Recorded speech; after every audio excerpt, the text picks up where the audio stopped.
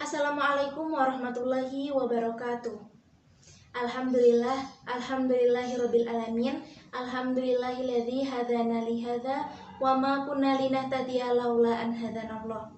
Laqad ja'at rusulu rabbina bil haqq wa nudu anzilkumul jannatu uristumuha bima kuntum ta'malun. Asyhadu an la ilaha illallah wa asyhadu anna Muhammadan abduhu wa rasuluh sallallahu alaihi wasallam wa ala alihi wa ashabihi amma ba'd. Perkenalkan, nama saya Luzima Cahyani Zuharo. Saya dari Fakultas Ushul Huddin dan Dakwah, Program Studi Bimbingan dan Konseling Islam kelas 2F. Di sini saya akan mempresentasikan esai saya sebagai tugas akhir mata kuliah fikih konseling dengan judul esai Peran Penting Fikih Konseling dalam Kehidupan Sehari-hari. Sebelum masuk kepada penjelasan esai, mengapa saya mengambil judul peran penting fikih konseling dalam kehidupan sehari-hari? Karena mengingat betapa pentingnya ilmu fikih konseling serta penerapan fikih dan hubungan antara fikih dan konseling dalam kehidupan sehari-hari. Di dalam kehidupan sehari-hari, sebagai umat muslim tentunya tidak terlepas dari ilmu fikih. Kehidupan kita diatur di dalam ilmu fikih. Memang tidak semua diatur dalam ilmu fikih, namun sebagian ilmu fikih mengatur mengenai syariat-syariat yang harus dijalankan oleh umat manusia. Dan apabila seseorang muslim mampu mempelajari serta mengamalkan ilmu fikih dengan baik dalam kehidupan sehari-hari, maka tentu kehidupannya akan jauh menjadi lebih baik dan senantiasa selalu merasa dekat dengan Sang Pencipta. Karena sejatinya ilmu fikih itu membahas mengenai persoalan-persoalan hukum yang mengatur dari berbagai aspek kehidupan manusia. Dan tentunya ilmu fikih itu sendiri memiliki sumber dari Al-Quran dan Al-Hadis dari Rasulullah SAW. Maka secara otomatis orang yang mengamalkan ilmu fikih dengan sungguh-sungguh tentu saja telah mengamalkan semua syariat-syariat yang telah disunahkan oleh Rasulullah SAW. Orang yang mau mengamalkan ilmu fikih pasti akan menjauhi larangan-larangan dari Allah Subhanahu wa Ta'ala serta dari Rasulullah SAW, sehingga dalam dirinya, dalam hidupnya akan merasakan kedamaian, terhindar dari perbuatan-perbuatan yang melanggar serta selalu taqarrub ilallah. Ilmu fikih sendiri memiliki berbagai cabang dan tentunya memiliki sumber yang bermuara kepada Al-Quran dan Al-Hadis. Meskipun dalam ilmu fikih sering terjadi perdebatan antara ulama-ulama besar, namun sejatinya para pendapat ulama tersebut memiliki hadis dan sumber serta praktek dari Rasulullah SAW, para sahabat dan para mujtahid. Sehingga pada akhirnya muncullah mazhab-mazhab ulama fikih yang terkenal diantaranya adalah mazhab Imam Maliki, mazhab Imam Syafi'i, mazhab Imam Hanafi, dan mazhab Imam Hambali. Dan dari keempat mazhab tersebut, setiap pendapat para ulama besar tersebut pasti memiliki sumber atau dalil yang bermuara kepada tuntunan dari Rasulullah SAW. Sehingga apabila ada suatu golongan yang memiliki perbedaan pendapat dari pengamalan ilmu fikih, itu adalah hal yang wajar. Karena secara harfiah memang terdapat perbedaan pendapat, mungkin perbedaan lafal atau perbedaan praktik yang memang tidak melenceng begitu jauh sebenarnya. Dan pendapat-pendapat yang berbeda tersebut tidak dapat dijadikan alasan untuk saling menjatuhkan satu sama lain, saling menyalahkan satu sama lain, ataupun saling membenarkan. Karena sesungguhnya yang berhak menentukan mana yang benar dan mana yang salah adalah Allah Subhanahu wa Ta'ala. Ilmu fikih memiliki peran penting dalam kehidupan sehari-hari. Dari segi tata cara beribadah yang paling sederhana hingga ibadah yang memiliki banyak sekali rangkaian serta memiliki banyak sekali urutan, ilmu fikih memang dibutuhkan. Contoh dari tata cara ibadah yang paling sederhana, tayamum misalnya. Kemudian toharoh memang yang paling mendasar. Dalam melakukan ibadah apapun, kunci utamanya yang pertama adalah dalam sesuci atau toharoh. Nah, dalam sehal kecil ini pun yang diatur oleh Allah Subhanahu wa taala serta diberikan contoh oleh Rasulullah Shallallahu alaihi wasallam, ini mengingat betapa pentingnya ilmu fikih dalam kehidupan sehari-hari, dalam beribadah.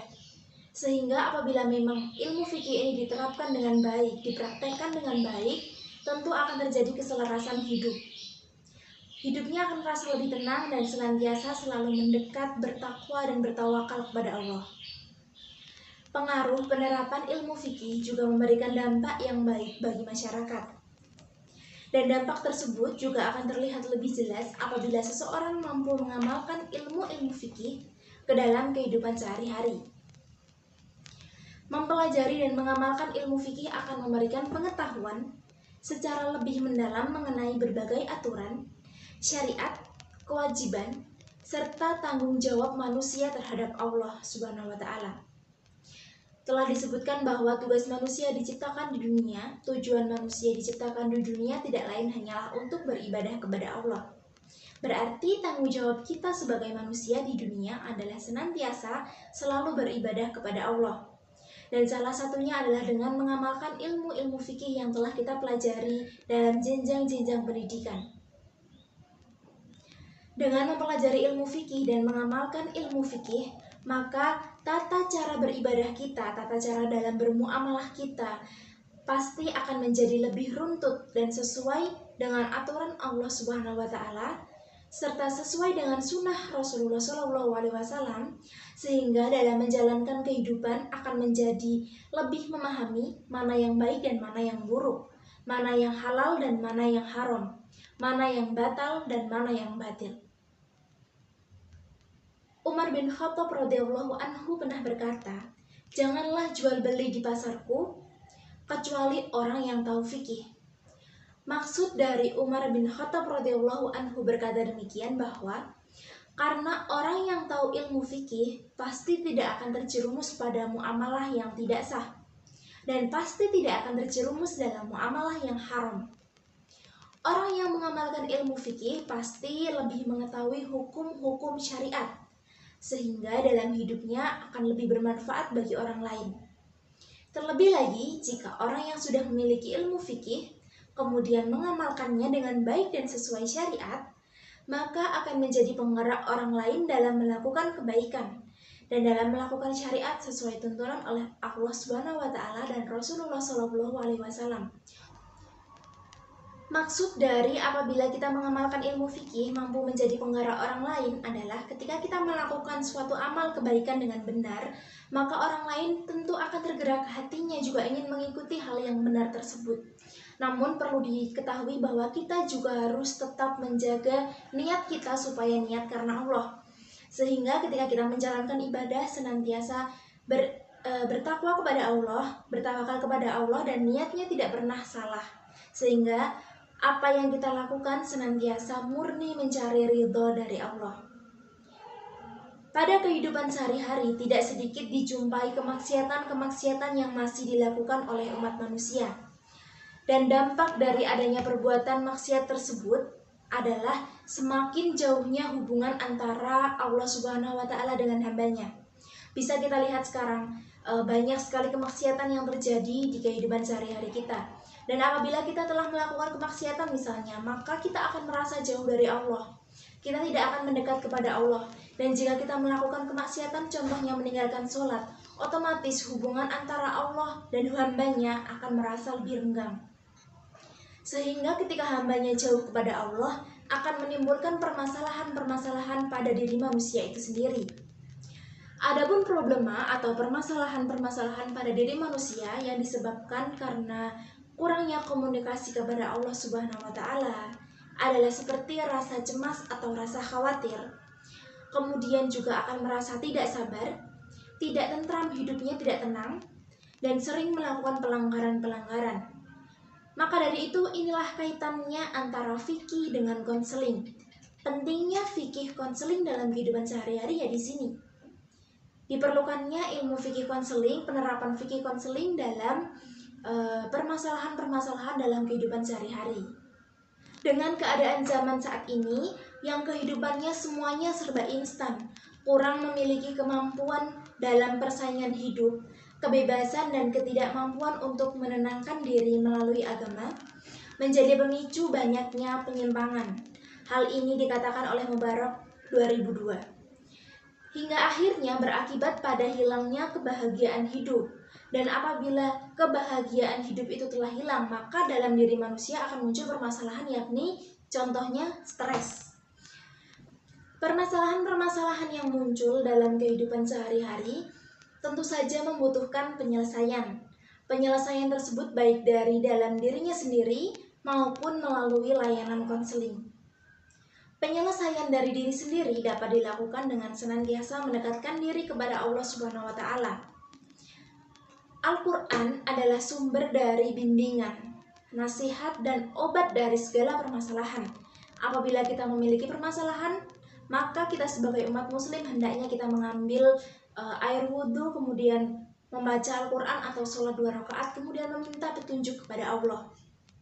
Seperti yang telah difirmankan oleh Allah Subhanahu wa taala dalam Al-Quran surat Yunus ayat 57 yang menyatakan bahwa, "Wahai manusia, sesungguhnya telah datang kepadamu pelajaran dari Tuhanmu dan penyembuh bagi penyakit-penyakit yang berada dalam dada, dan petunjuk serta rahmat bagi orang-orang yang beriman."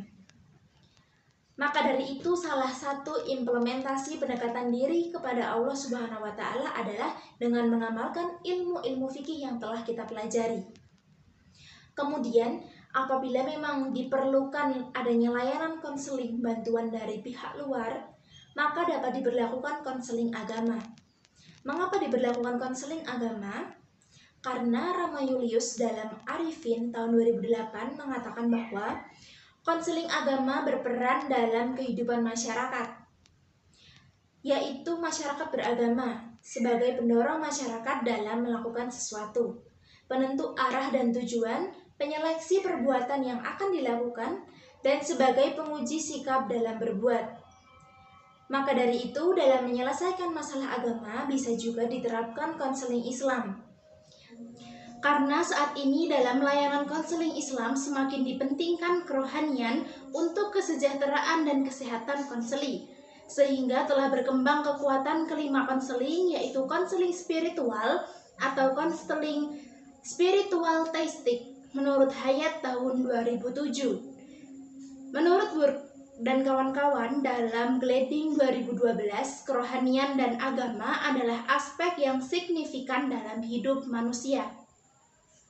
Jadi hal ini menunjukkan bahwa betapa pentingnya faham agama, pembelajaran ilmu agama, serta penerapan ilmu agama khususnya ilmu fikih konseling dalam kehidupan sehari-hari.